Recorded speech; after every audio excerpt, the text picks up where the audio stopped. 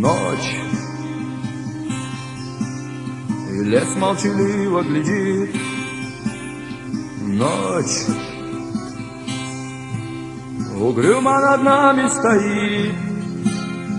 Бой лишь недавно немного затих, и ребята лежат в мгле сырой блиндажа. Жизнь пройдет, и тогда вдруг возникнет вопрос: кто твой друг?